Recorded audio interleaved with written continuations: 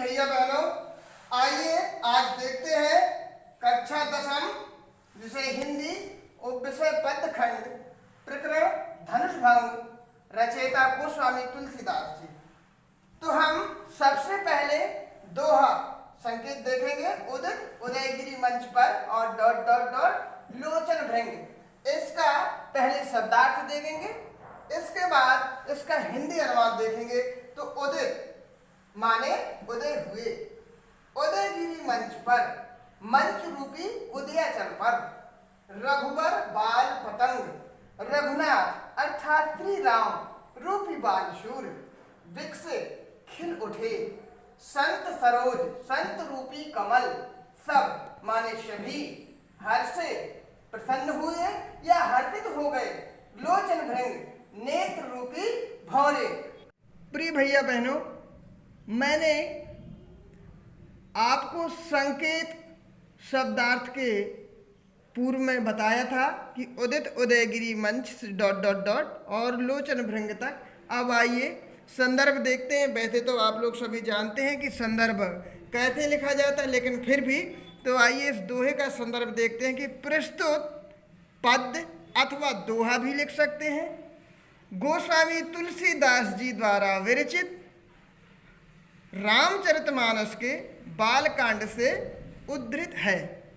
यह हमारी पाठ्य पुस्तक हिंदी के पदखंड के धनुष भंग नामक प्रकरण में संकलित है। इस प्रकार भैया बहनों यह संदर्भ आपका हुआ। अब आइए देखते हैं प्रसंग। जब स्वयंवर सभा में सभी राजा धनुष को उठाने में असमर्थ हो गए, तब प्रभु श्री राम अपने गुरु विश्वामित्र की आज्ञा लेकर के धनुष भंग करने के लिए मंच पर खड़े हो गए। आइए व्याख्या करने से पूर्व एक बार दोहा को पढ़ लेते हैं। उदित उदय गिरि मंच पर, रघुबर बाल पतंग, विकसे संत सरोज सब, हर्षे लोचन भृंग। प्रिय भैया बहनों, तो आइए व्याख्या देखते हैं।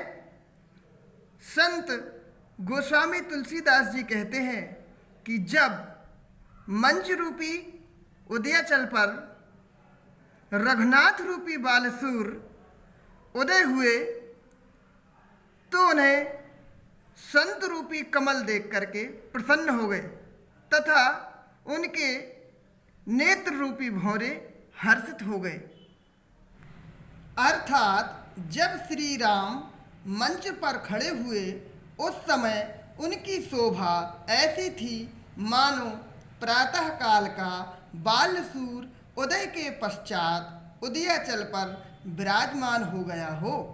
जिस प्रकार सूर्य के उदय होने पर सरोवरों में कमल खिल उठते हैं, उसी प्रकार स्वयंवर सभा में स्थित संत रूपी कमल खिल उठे।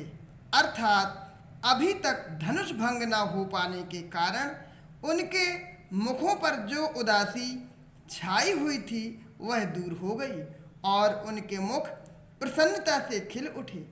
सरोवरों में कमलों के खिल जाने पर जिस प्रकार कमल कोशों में बंद भौरे प्रसन्नता से आनंदित हो उठते हैं, उसी प्रकार संतों के नेत्र रूपी भौरे हर्ष से चंचल हो उठे, उनमें आनंद की चमक भर गई। प्रिय भैया बहनों, ये तो हुआ व्याख्या। अब आप काव्यगत सौंदर्य देखेंगे। काव्यगत सौंदर्य नंबर 1, स्वयंवर सभा में मंच पर खड़े श्री राम की शोभा का अत्यंत मनोहारी वर्णन हुआ है। यहाँ रूपक के माध्यम से यह वर्णन किया गया है।